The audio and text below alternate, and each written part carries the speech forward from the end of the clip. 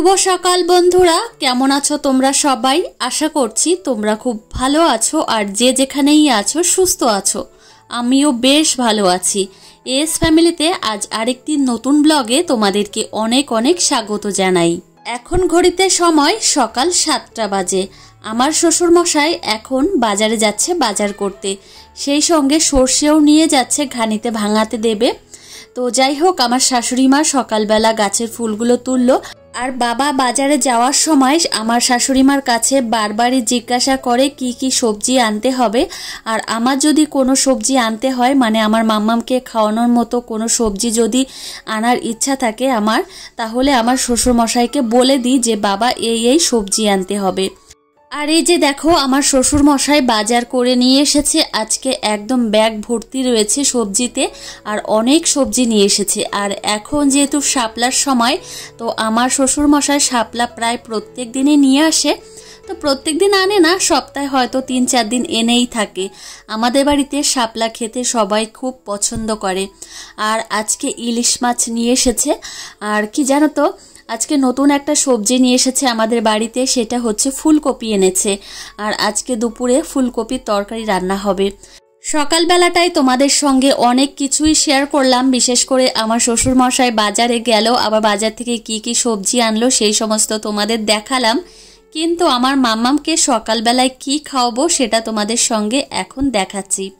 আমি আজকে সুজি রান্না করছি একদম সাধারণভাবে। সুজির মধ্যে আজকে নতুন একটা জিনিস দিয়েছি, মানে নতুন একটা খাবার দিয়েছি।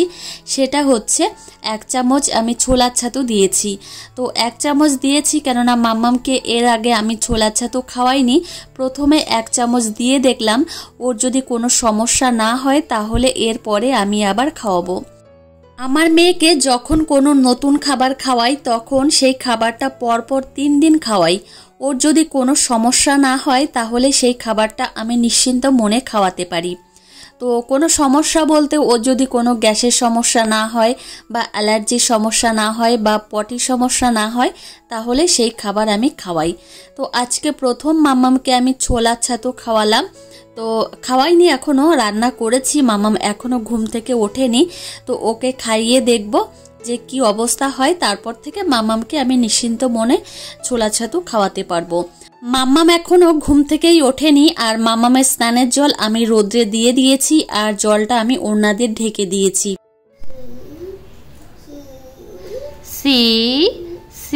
তো আমার মাম্মাম এইমাত্র ঘুম থেকে উঠলো আর উঠেই বই নিয়ে বসেছে আর C5 এইগুলোই বলছে। মাম্মাম বলো সি। ওমা ব্রাশ করবে না মা? ব্রাশ করে চোখ মুখ ধুয়ে তারপর খেয়ে দিয়ে বই নিয়ে বসবে। হ্যাঁ, নো আচ্ছা, বই পড়ো তাহলে, বই পড়ো।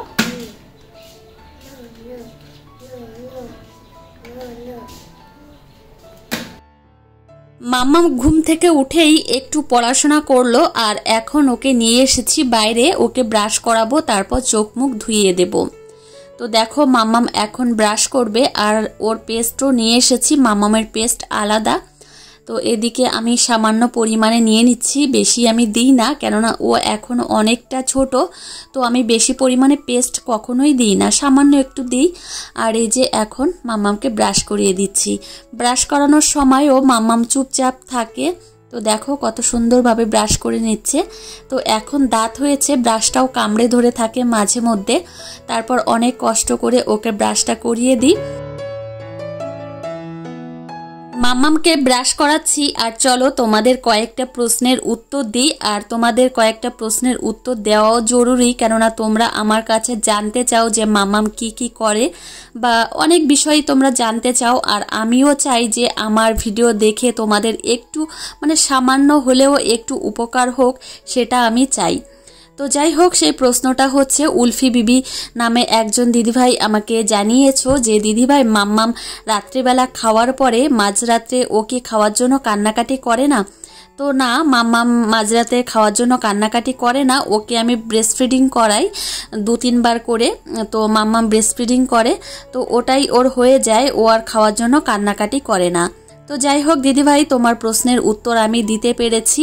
আর মাম্মামকে এখন জল খেতে দিয়েছি, মাম্মামকে সকালের খাবার খাইয়ে দিয়েছি, তারপর মাম্মামকে নিয়ে এসেছি দোতলায়। তো দোতলায় এসে এখন আমি ঘরটা ভালো করে মুছে নেব। তো এখন ব্যালকনি পরিষ্কার করছি, মানে পরিষ্কার করে মুছে নিচ্ছি।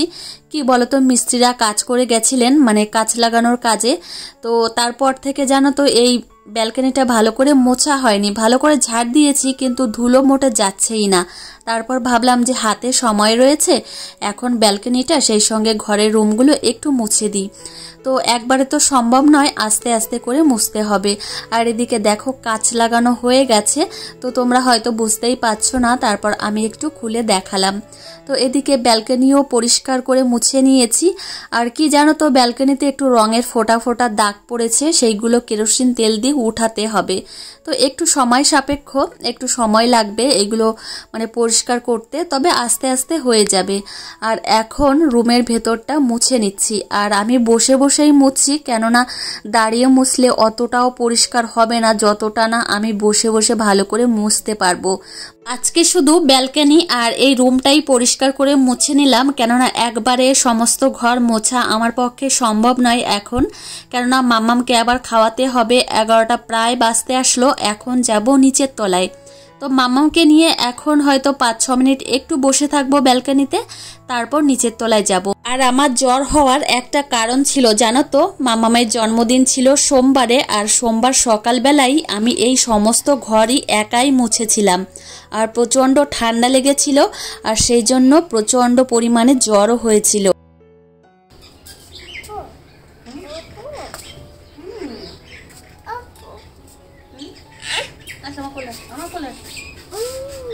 পারবে না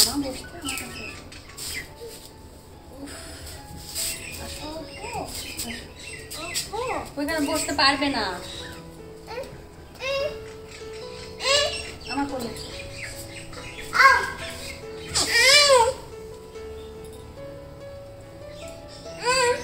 আমি রাগ করেছি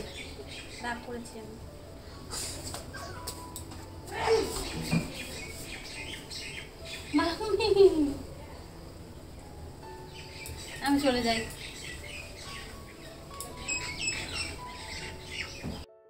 আমি মনে করি একটা সংসারের পেছনে অনেক পরিশ্রম, অনেকটা সময় দিলে সংসারটা যেমন পরিপাটি হয়ে ওঠে, সুন্দর হয়ে ওঠে, তেমনি সন্তানের পেছনেও একটু সময় দিলে, ওকে যত্ন করলে সেও পরিপাটি আর সুন্দর হয়ে ওঠে। আর সন্তানের সঙ্গে মানে মা বাবারও একটা সুসম্পর্ক তৈরি হয়।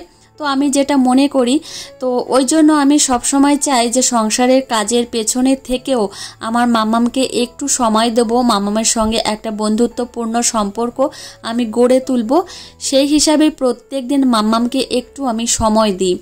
তো এদিকে মাম্মামকে যে চুড়িগুলো আমি সকালবেলা পরিয়ে দিয়েছিলাম, ও সোনার চুড়িগুলো, মন চায় জানো তো যে প্রত্যেক দিন মাম্মাম এই চুড়িগুলো পরে থাকবে, কিন্তু সকালবেলা খুব ভালোভাবে পরেছিল, এই যে এখন আবার খুলে ফেলেছে, নিজেই খুলে ফেলেছে, তারপর জল দিয়ে এই চুড়িগুলো ভালো করে ধুয়েছে।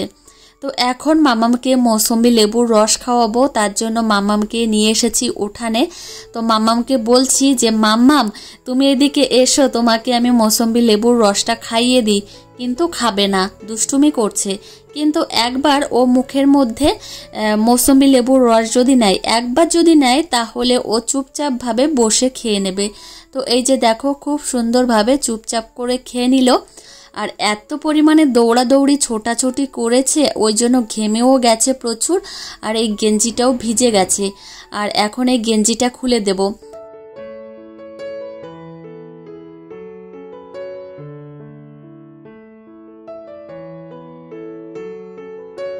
মাঝে অনেকটা সময় চলে গেছে, মাম্মামও ঘুম থেকে উঠে গেছে।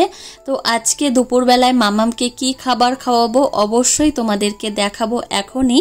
তো এদিকে সাদা ভাত নিয়ে নিয়েছি, আর সেই সঙ্গে ফুলকপি আর আলু দিয়ে আর ইলিশ মাছ দিয়ে তরকারি হয়েছে, সেটাই মাম্মামকে খাওয়াবো। পূজা রাজবংশী নামে একজন দিদিভাই আমাকে জানিয়েছো যে ইলিশ মাছে এত পরিমাণে কাটা, কিভাবে মাম্মামকে মাছটা খাও। তো দেখো মাম্মামকে আমি মাছটা খাওয়াই অনেক ধৈর্য ধরেই, মানে অনেক ধৈর্য ধরে মাছের কাঁটা আমি বেছে নিই, তারপর মাম্মামকে খাওয়াই। তো আমার ইচ্ছা করে যে আমার মেয়েকে ইলিশ মাছ খাওয়াবো, আর কিভাবে খাওয়াবো সেই জন্য ইলিশ মাছের কাঁটা আমি আস্তে আস্তে বেছে নিই, তারপর খাওয়াই। তো বন্ধুরা, মাম্মামকে নিয়ে ছাদে এসেছি, আর মাম্মাম দোতলায় আসার জন্য প্রচণ্ড কান্না করছিল। আর ওর এখন প্রচণ্ড অভ্যাস হয়ে গেছে, দিনে তো 6-7 বার আসবেই। তো ওকে আর দোতলায় আনিনি, একদম ছাদে নিয়ে এসেছি। তো মাম্মাম খেলা করছে এখানে দাঁড়িয়ে। আর আজকে জানো তো প্রচণ্ড গরম লাগছে, ছাদে এসে একটু হাওয়া নেই, আর আকাশে মেঘও রয়েছে, ওই জন্য হয়তো। মাম্মাম এদিকে এসো। মাম্মাম, মিমিদের একটু হাই বলে দাও মা। মিমিদের হাই বলে দাও, মিমিদের টাটা করে দাও, টাটা করে দাও। তো এই যে দেখো আমার মাম্মাম পড়াশোনা করেছে, যে দেখো। আয় হাই, এভাবে শুয়ে পড়লে মা, ওঠো ওঠো, গা চুলকাবে, ওঠো মা। তো মাম্মাম কথা বলবে না, মাম্মাম দুষ্টু হয়ে গেছে, খুব দুষ্টু হয়ে গেছে মাম্মাম। তো এখন মাম্মামকে নিয়ে একটু 20-22 মিনিট মতো থাকবো, তারপর নিচে যাব। প্রচন্ড গরম লাগছে। মাম্মি কি করছো মা?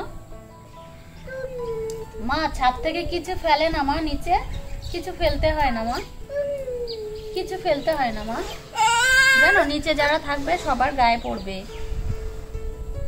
মা ঘেমে গেছে, আমার মাম্মামটাও ঘেমে গেছে। আজকে দুপুরবেলায়ও বৃষ্টি হয়েছে, আবার বিকাল বেলাতেও বৃষ্টি হচ্ছে। আজকে ভেবেছিলাম যে চিকনকারি যে কুর্তিটা কিনেছি সেই কুর্তিটা নিয়ে একটা দিদি বাড়িতে যাব, মানে যে দিদি বাড়িতে আমি ব্লাউজ করতে দিই। তো ফোনও করেছিলাম, কিন্তু যাওয়া হলো না, এত পরিমাণে বৃষ্টি হচ্ছে, সেই সঙ্গে মেঘও ডাকছে, ওই জন্য আর যাওয়া হলো না। তো এখন সন্ধ্যা হয়ে গেছে, মাম্মামের জন্য খাবার তৈরি করব, মানে সন্ধ্যার টিফিন তৈরি করব। আর আজকে মাম্মামকে আমি ভেজিটেবল স্যুপ রান্না করে খাওয়াবো। তার জন্য আমি পছন্দ মতো আমি সবজি নিয়ে নিয়েছি। তো সবজিগুলো আমি প্রথমে সেদ্ধ করে নিয়েছি, তারপর ম্যাশ করে নিয়েছি। আর এখন আমি কড়াইতে একটু বাটার দিয়েছি, বেশি না, সামান্য পরিমাণে বাটার দিয়েছি।